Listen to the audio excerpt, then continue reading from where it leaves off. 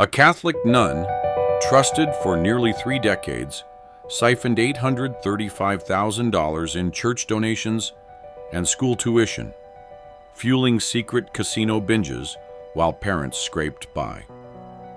In $800,000 church donations gone. The nun and the slot machine, the respected principal of St. James Elementary, created hidden accounts and lived a double life, undetected for 10 years. The community would only learn the truth when routine auditors stumbled on forged records and a decade of betrayal. But what makes someone who's sworn to poverty gamble it all away? The real story starts with the moment trust was shattered, and the fallout is far from over. 28 years is a long time to run any school, but at St. James Elementary, it was almost enough to erase the idea that oversight was even necessary. Sister Mary Margaret Kreuper didn't just become principal. She became the steady pulse of the place. Her signature appeared on field trip forms, tuition statements, parish newsletters, even the notes home when recess was canceled.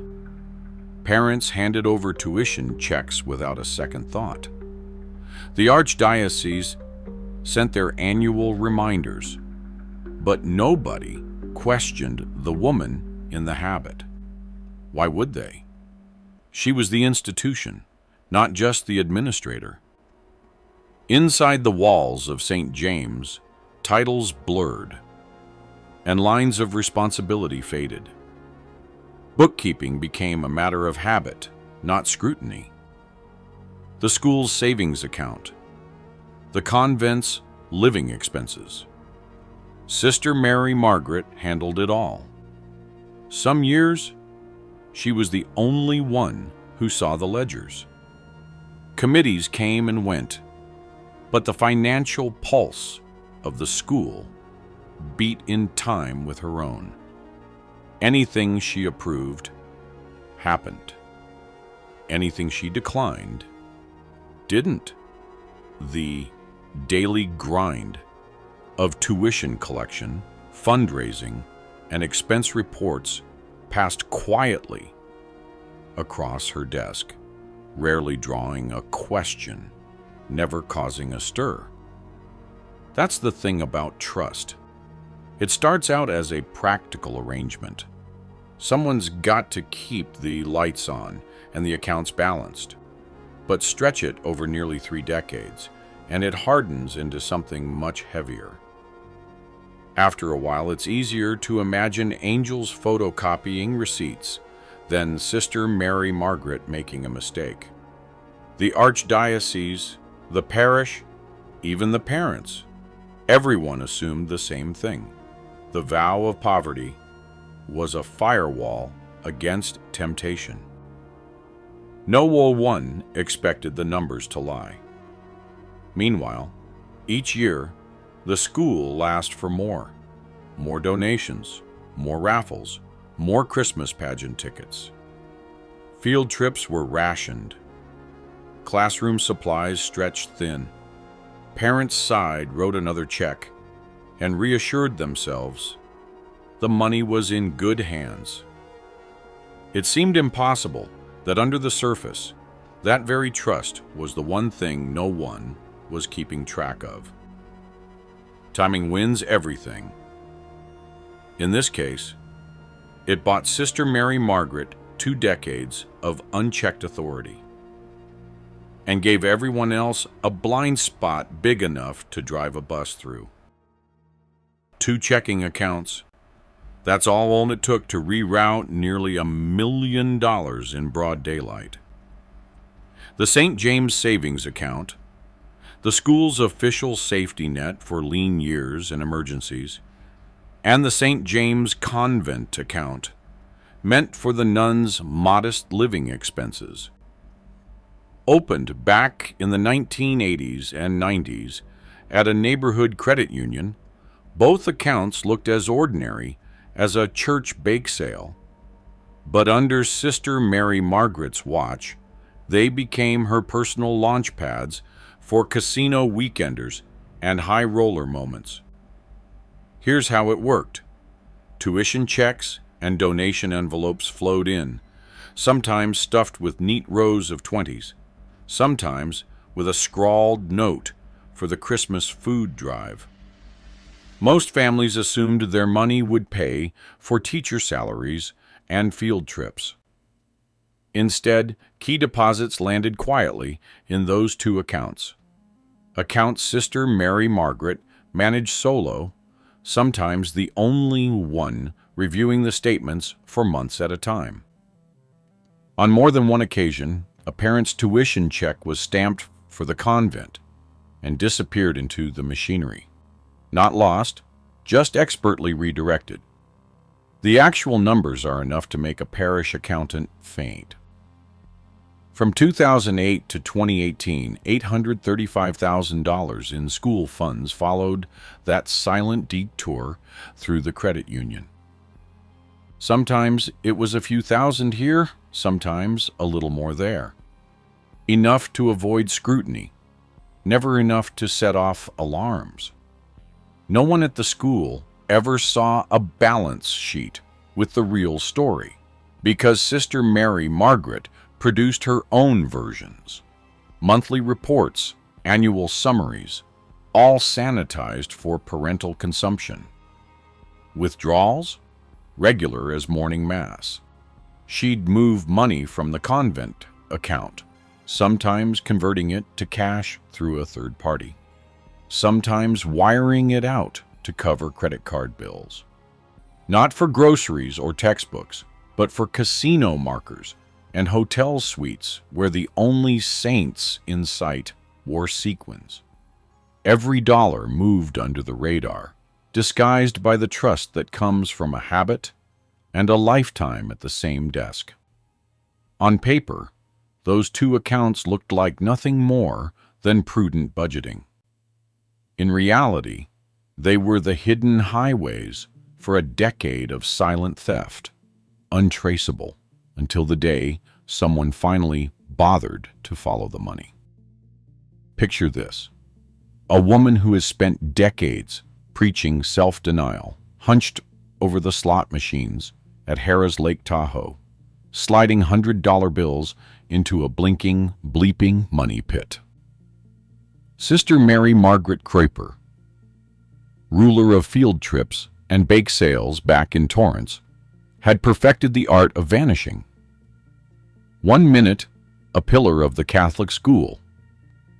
The next, a regular on casino floors, where prayers are answered in neon. Her Lake Tahoe routine was almost liturgical. Withdraw cash from the credit union, never too much to draw attention. Always just enough that nobody questioned the missing field trip, the postponed new awning, the stack of tuition checks that seemed to vanish like pocket change. Then a Friday drive up the 395, convent checkbook, zipped inside her purse, ready for another round of penance at the penny slots. The numbers tell their own story. 10 years, hundreds of withdrawals, each one a small act of faith that this time the wheel would come up in her favor.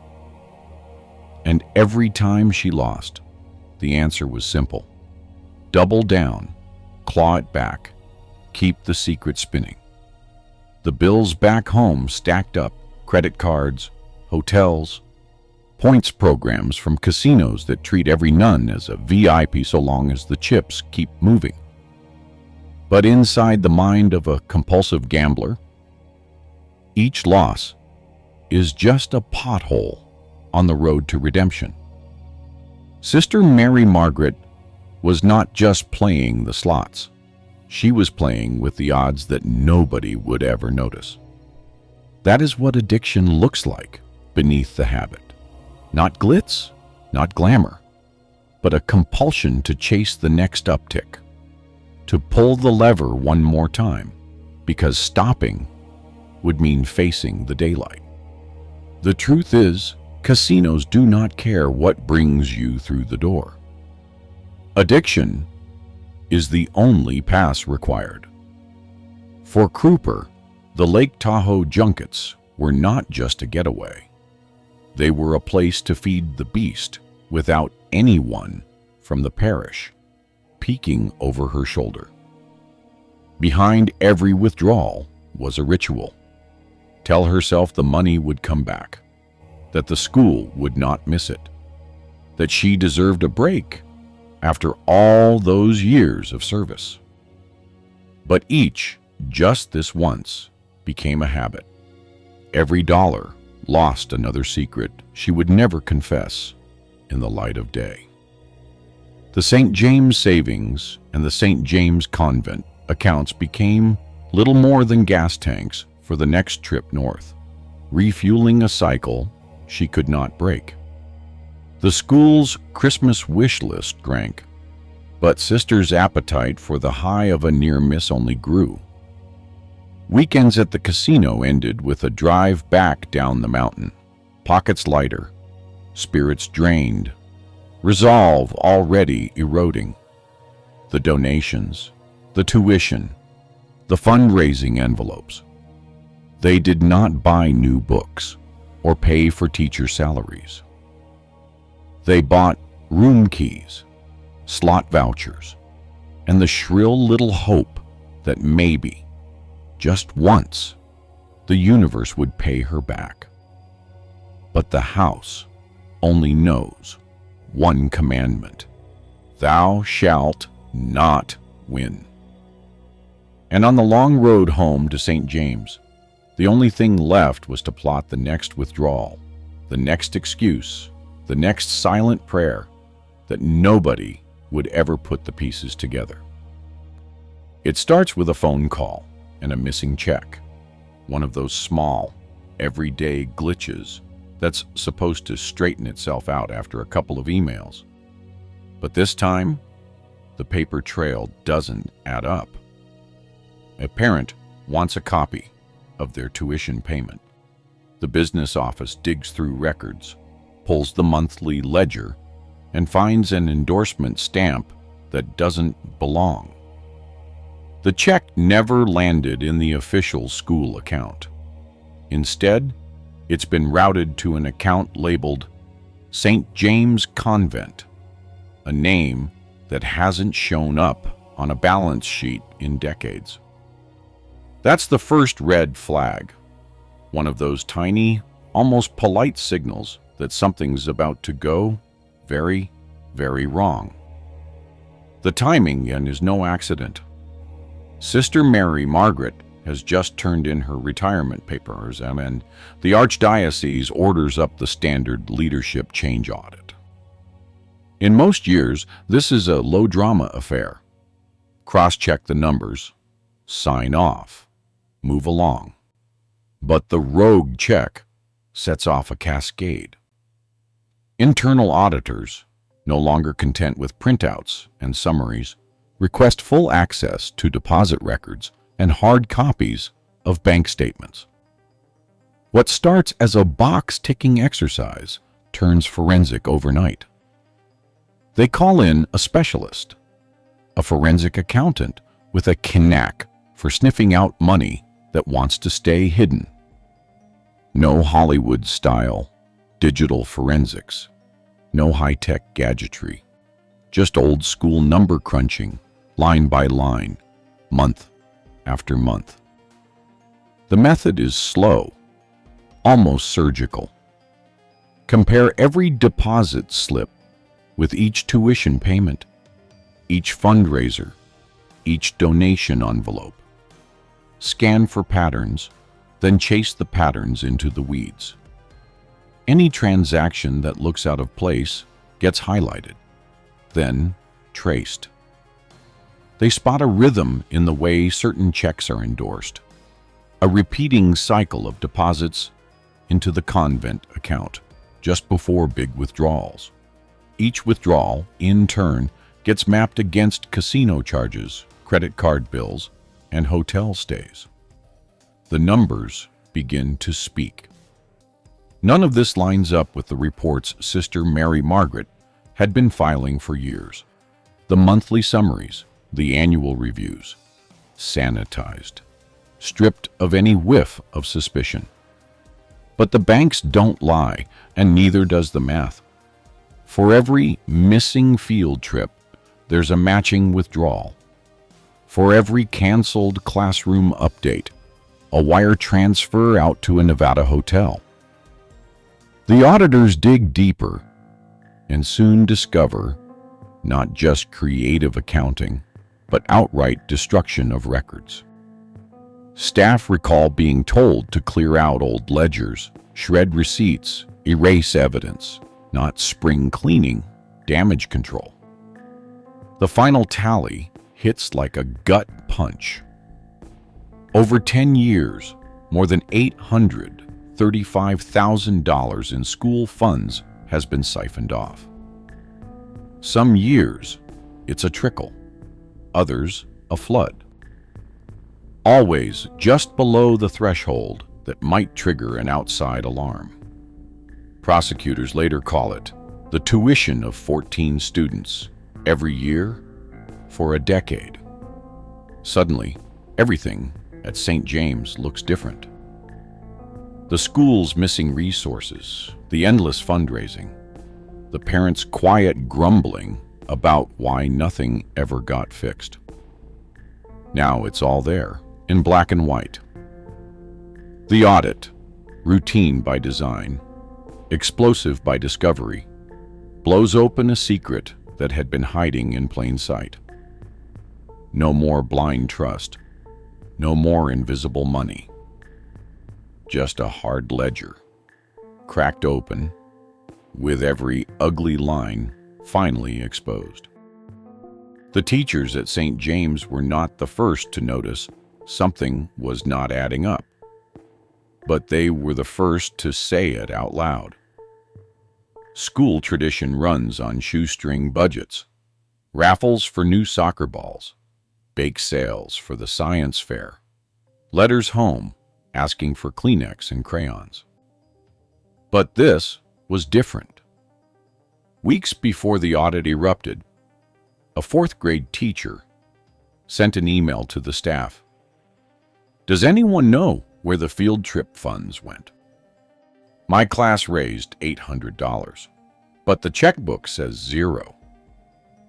One line in a sea of digital noise, easy to ignore, but a tiny crack forming where trust is supposed to live. Parents picked up the thread, piecing together their own pattern of quiet disappointments. The annual field trip to the aquarium? Canceled again. The arts program? Trimmed so thin it barely covered the Christmas pageant. Supply lists grew longer, tuition checks fatter. But the wish list on the office bulletin board only got more desperate. Pipe cleaners, glue sticks, classroom rug. For some families, these little cuts were more than an inconvenience. They were sacrifices. One father started driving Uber on weekends to keep up with the tuition hikes. A mother quietly stopped buying her lunch at work, funneling the savings into the PTA's endless fundraising jar, hoping it would add up to a new reading corner for her son's classroom. Word spread fast and ugly. School parking lot gossip, whispers after Sunday Mass. "I heard the 8th graders might not have a graduation party this year," one mother told another, clutching her phone like a confession. The unspoken punchline hung in the air. Where's the money going? When the story broke, outrage did not even begin to cover it. Some parents cried for days. Others boiled over, demanding answers from a church that had spent years telling them every penny counted, that their generosity was the only thing keeping the doors open. One parent called the local TV station. Another wrote a furious letter to the bishop, calculating how much she had paid in tuition since her oldest started kindergarten. 5 kids, 14 years. enough to buy a house in Torrance. Teachers grieved in their own way. Some mourned the lost field trips, the classroom tech upgrades that never materialized.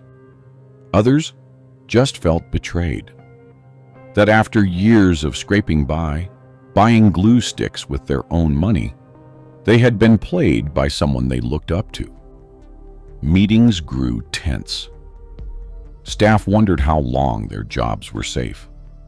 Would the next cut be after-school tutoring or the cafeteria staff? One teacher, usually the first to volunteer for extra duty, started calling in sick on Mondays. If the school could lose $835,000 without anyone noticing, what chance did her complaints have? Underneath the anger and sorrow was something harder to name: shame.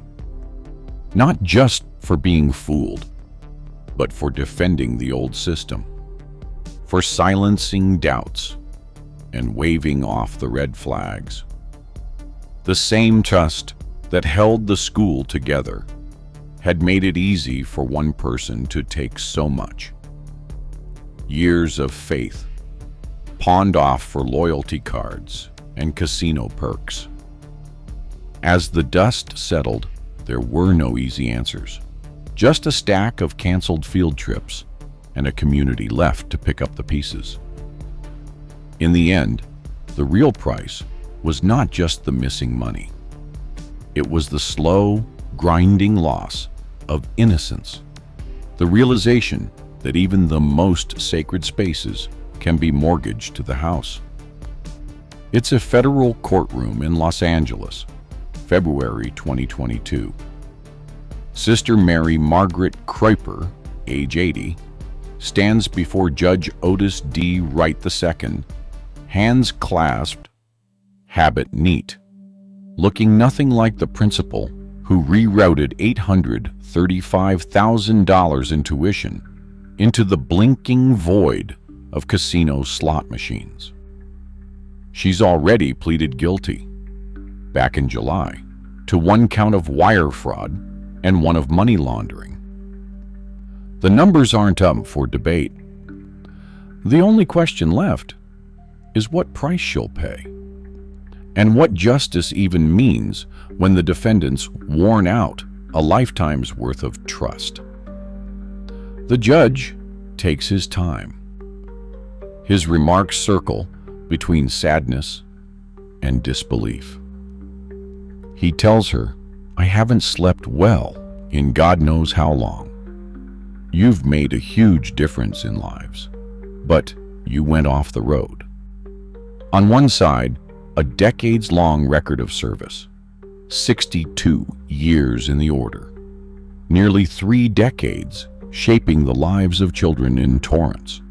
On the other, a decade of deception that left a school scraping by and parents furious. The prosecution pushes for 2 years. No one wants to hear about mercy when they're still paying for field trips that never happened. They spell it out. 14 students' tuition every year for 10 years, gone.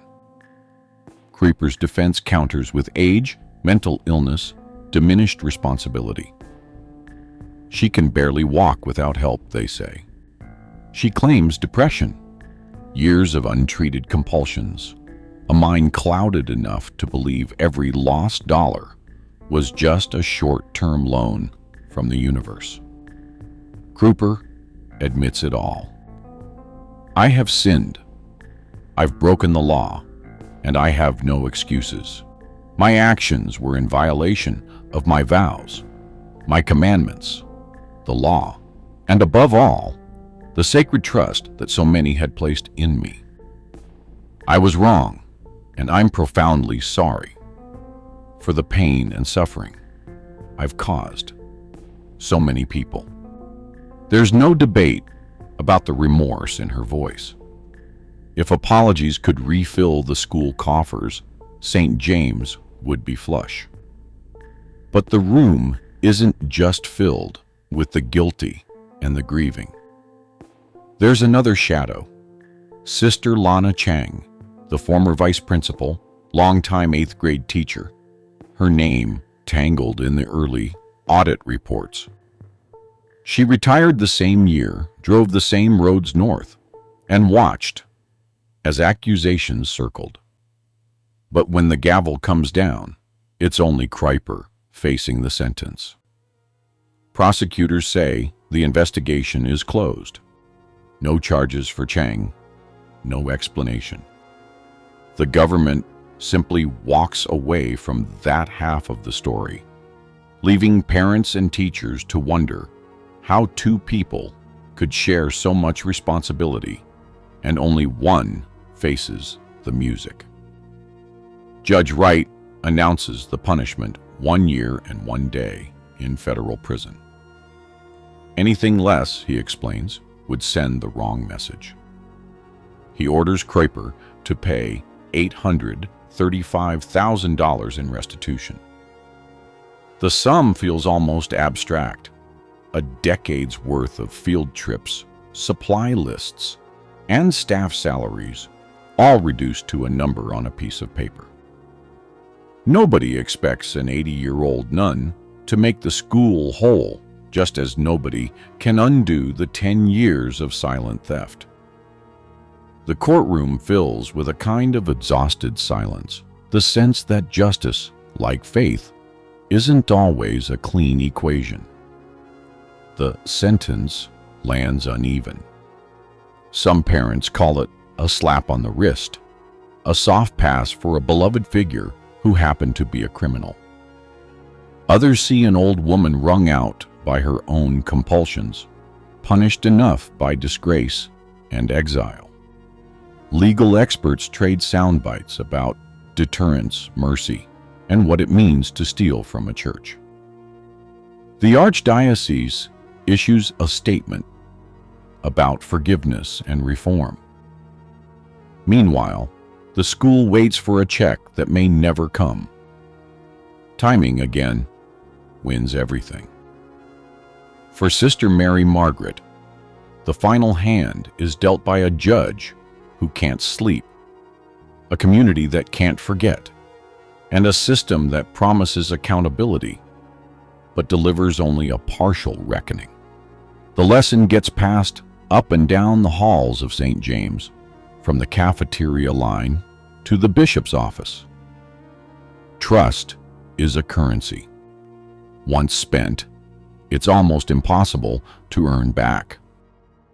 Between 2008 and 2018, $835,000 meant for St. James Elementary vanished into 2 secret accounts controlled by Sister Mary Margaret Kuiper. Audits confirmed that tuition and donations funded gambling trips and personal expenses, all under the watch of a principal trusted for 28 years. The 2018 audit exposed forged records and triggered a federal case. Kuiper pleaded guilty to wire fraud and money laundering, receiving a sentence of 1 year and 1 day in prison plus $835,000 in restitution. While the plea agreement cited her age and mental health, and Sister Lana Chang was named but not charged, some aspects of oversight failures remain unaddressed in diocesan records. Today, St. James faces financial aftershocks, with families and staff still recovering. This case stands as documented proof that even institutions built on trust require transparent accountability, because, as the court records show, safeguards matter more than status or vows.